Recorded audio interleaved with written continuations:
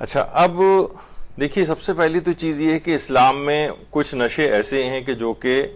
صریحاً حرام ہیں، اس کا ایک قطرہ بھی پینا جائز نہیں ہے، جیسے کہ شراب ہے،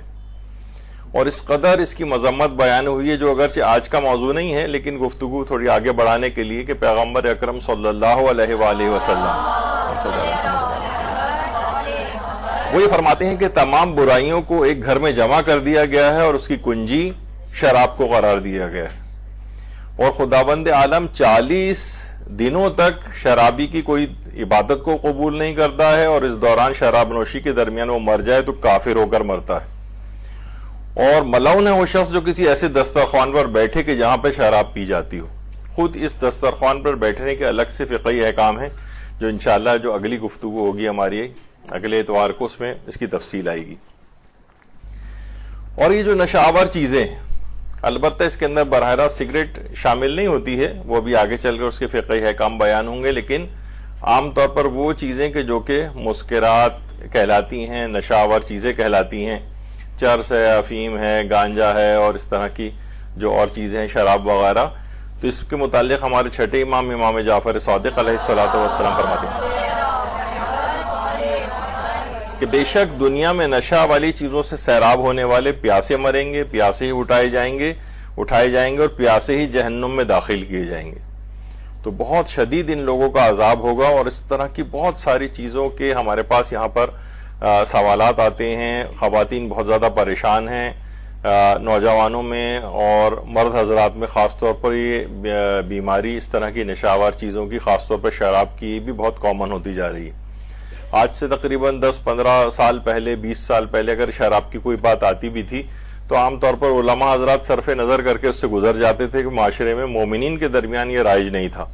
لیکن اب جس طرح کے سوالات آ رہے ہیں، اس سے معلوم یہ چل رہا ہے کہ بہت زیادہ یہ چیز رائج ہوتی جا رہی ہے معاشرے میں۔ تو بہرحال یہ تو نشہ آور چیزیں ہو گئیں۔ اچھا، ایک تو پہلا فقہی حکم اس میں یہ ہے کہ کون کون سی نشہ آور چیزیں پینی تو حرام ہے، استعمال ان کا حرام ہے، کھانا پینا ان کا حرام ہے، لیکن وہ نجس بھی ہیں یا نہیں۔ تو یہ دماغ میں رہے۔ بہرحال آیت اللہ سیستانی نے بھی اس بات کو لکھا ہے کہ صرف اور صرف شراب نجس ہے، اس کے علاوہ دوسری تمام وہ چیزیں کہ جو کہ انسان کو مست کرتی ہیں، یعنی نشہ لے کر آتی ہیں، وہ نجس نہیں ہیں، لیکن ہر حال میں بہرحال ان کا استعمال حرام ہے۔ مثلا چرس ہو سکتا ہے، یعنی نشاور چیزوں میں تو شامل ہے البتہ، اور اس کا پینا بھی حرام ہے، لیکن یہ کہ بہرحال نجس نہیں، ہاتھ پہ ہمارے لگ جائے، ہماری جیب میں رکھی ہوئی ہو اور وہ کسی چیز سے ٹکرا جائے، یا مثلا کسی مایا چیز کے اندر مکس ہو جائے، تو وہ چیز نجس نہیں ہوتی، لیکن اس کا پینا ضرور حرام ہوتا ہے، سوائے شراب کے۔ البتہ اس کی تفصیل وہ انشاءاللہ ہماری اگلی نشست میں ہوگی۔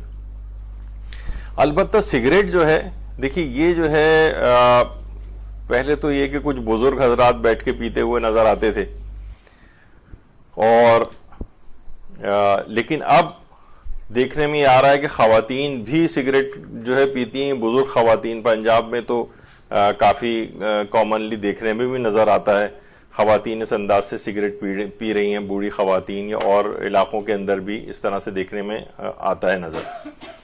لیکن بہت سے معاشرے ایسے ہیں کہ جہاں پر نوجوانوں کے اندر بھی، چاہے وہ خواتین کی ہی کیوں نہ ہوں، یہاں پہ بھی بہت چیز کامن ہو گئی ہے، ذرا ایلیٹ کلاس کے اندر نسبتاً زیادہ ہے، یا بہت ہی زیادہ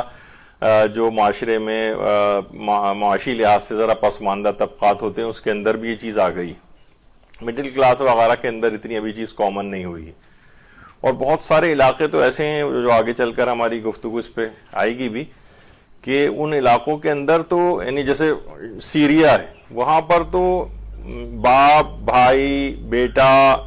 وغیرہ سب لوگ جس طرح ڈرائنگ روم میں بیٹھ کے سب چائے پیتے ہیں، اس طرح سے سگریٹ وغیرہ پینے کا بھی رواج ہے، اور وہاں اس کو معیوب نہیں سمجھا جاتا ہے۔ تو بہرحال یہ معاشروں کے اعتبار سے بھی الگ الگ چیزیں، لیکن اب خواتین کے اندر بھی یہ چیز آتی جا رہی ہے۔ اچھا، 46% مرد جو ہے وہ سگریٹ پیتے ہیں، اور 6% عورتیں سگریٹ پیتی ہیں اس کے مقابلے میں، یعنی آپ دیکھیں تو بہت بڑا یعنی ایک فرق ہے کہ عورتوں میں یہ چیز بہرحال نسبتاً کم ہے مردوں کی نسبت۔ اچھا، journal of the Pakistan medical association اس کا باقاعدہ ایک جرنل نکلتا ہے اور سائنٹیفک اس کے اندر چیزیں آئی ہیں جس کے اندر ایتھنک گروپس کے اندر سگریٹ کتنی کامن ہے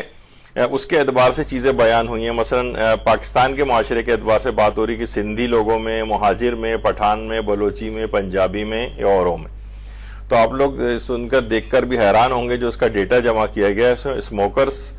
کی جو عورتوں اور مردوں کی تعداد ہے وہ سب سے زیادہ تمام ایتھنک گروپس میں جو لسانی گروپس پائے جاتے ہیں اس میں سب سے زیادہ مہاجر افراد کے اندر ہے. مہاجر مردوں میں بھی اور مہاجر عورتوں میں بھی.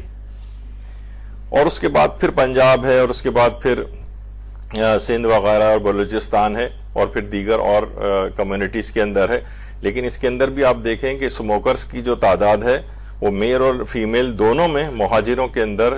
جو ہے وہ بہت زیادہ ہے. ابھی ہم یہاں کوئی لسانی ٹائپ کی بات نہیں کر رہے، صرف ایک ویسی بات کر رہے ہیں کہ کون سے ایتھنک گروپس کے اندر سگریٹ اسموکنگ بہت زیادہ بڑھ گئی ہے اور کہاں تک بات پہنچ گئی ہے. اچھا، بہت سے لوگ یہ ہوتا ہے کہ شروع میں دیکھیے کوئی بھی شخص ماں کے پیٹ سے تو سگریٹ پیتا ہوا پیدا نہیں ہوتا ہے. بہت سے لوگ صرف دوستوں وغیرہ کے ساتھ ٹرائی کے طور پر کرتے ہیں. تو ہر 5 میں سے 3 افراد وہ ہوتے ہیں کہ جو صرف ٹرائی کرنے میں یا دوستوں کا ساتھ دینے کے لیے، ہر 5 میں سے 3 افراد بعد میں اس کے لازمی ایڈکٹ ہو جاتے ہیں. ایک کا دکا ہی جو ہے سمجھیں 2 افراد بچتے ہیں کہ جو کہ بس اسی ٹرائی کی حد تک رہے اور اس کے بعد پھر انہوں نے نہیں پی سگریٹ کو. اچھا، بچوں کے اندر بھی چیز ہوتی جا رہی ہے، بچوں نے بھی پینی شروع کر دی ہے. تو اس لحاظ سے بہت زیادہ بچنے کی ضرورت ہے. ابھی آگے چل کر فقہی احکام بھی بہت سی چیزوں کے بیان ہوں گے.